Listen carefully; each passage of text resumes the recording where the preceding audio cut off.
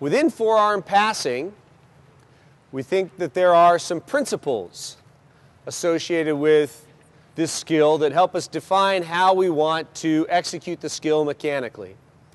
And what are some of them? Just list some off. Well, that's a key, but somebody said simple.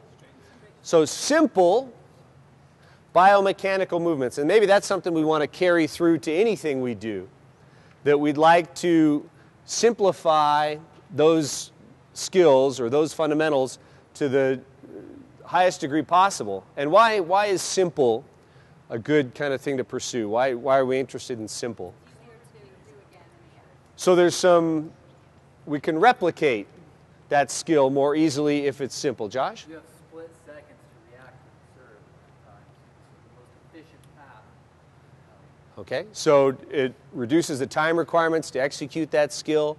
So if there's simplicity, that helps us both ways. But fundamentally, if I can make it simple, it's more easily repeatable. And why is that any good? Why do I care if I can do it over and over again the same way? Then you get better results. That's how you build your motor program. So yeah, my motor program becomes good, nice and Shannon, look at her. All right. And ultimately, it increases our accuracy or our ability to execute that skill the same way over and over again, like we talked about, that repeatability. So simplicity equals repeatability equals accuracy. And so that's a principle, that we'd like to create this simple movement. And that probably applies across any skill that we're going to do, but certainly in passing. What's another principle that we talk about? That's a key. So the ball knows angles is what we're going to say. And that's kind of a funny way to talk about it, that the ball knowing something. But the ball simply is going to behave based on these angles. And that makes sense, right? It's just going to obey the laws of physics here, basically. And so what we're trying to do is manipulate or present a great angle for the ball to bounce off of. And we like to joke that the ball doesn't know if you're blonde or a brunette. It doesn't know if you have green eyes or blue eyes. It doesn't know if you're a boy or a girl. All it knows is here's this angle, and I'm going to bounce off of that angle. And if it was a good angle, it'll bounce where we want it. If it wasn't a good angle, it'll obviously go somewhere else. And so that's kind of this idea that we're controlling the angle, and we're trying to manipulate that angle. And so we want to move in ways that allow us to manipulate that angle and control that angle as efficiently as possible. What else?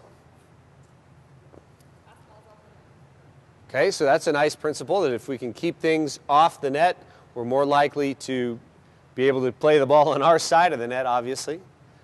What else, principle-wise? High ball pass. Say that again? High ball pass. Try to pass it higher. So it's interesting. One of the things that we come up against, or that comes up in these clinics, is coaches sometimes say, we want to run a fast offense. And so we want to pass fast so we can play fast. And it turns out that we reference Brazil all the time, but they play one of the fastest offenses in the world with their men's team, just lightning fast. And they don't pass fast. They pass as high as everybody else. And Russia, who won the gold medal in the last Olympics for the men, you'll watch them, and if any time they get out of system, where it isn't exactly perfect what they want, the ball ends up just going way up in the air, and you wonder, boy, I thought these teams played fast. How come it's so high in the air? Well, how come it's so high in the air? Yeah, we need time to do things, and when the ball's low, it makes everybody scramble a little bit. My transition hitters are late, and even in serve-receive, if the ball is low, my hitters aren't in the patterns they want to be in. It's tough to control timing. And so we want passes nice and high so that we have time to execute everything that we want to execute. And Brazil, you watch them. The ball goes up nice and high. Everybody gets going, and then the setter just makes it fly. Once he gets the ball in his hands, that's where you go fast, not necessarily because we pass fast. And Tom goes around, and he does a lot of these camps, and he was telling me, hey, one of the things that we do before we go to camp quite often is we get in touch with the coach. We say, hey, what do you want to work on with your team this week? Where do you perceive their weaknesses? What can we focus on beyond what we normally do? And lots of coaches will say, hey, we'd like to play faster. And so Tom tells a story of going somewhere where they went and they said, hey, what do you want to do? We want to play faster. And they got there and Tom was there and he said, not what you really want to do is you want to play slower, actually. You're not good enough with your hitters and you're not good enough with your setters and you're not good enough with your passers to play as fast as you're currently trying to play.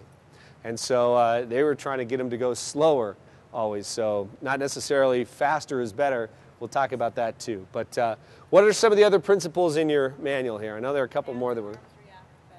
So our hands and our arms react best and fastest to what we're calling unexpected events in your clinic manual. But you think about having the fast and fine motor control, hands and arms are a lot better at that than other body parts, legs, for example.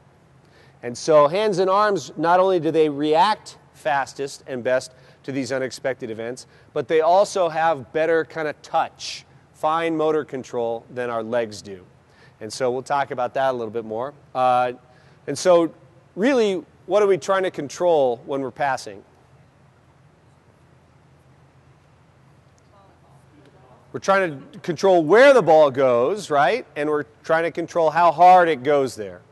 So bear with me, we're trying to control force and trajectory or direction, or maybe all three, force, trajectory, and direction. And so we think that hands and arms control that or adjust to those controls better than other parts of our body, namely our legs. And so finally, I think there's one more principle.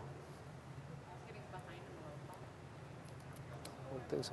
That was it? Okay, well, we're good then. So as we think about forearm passing, think about that. We want to be simple. Our hands and arms react best. The ball knows angles. What was the last one? And we want to kind of keep the ball in the air a little bit so that we can have time to do everything we want to do. And so those are some principles for passing.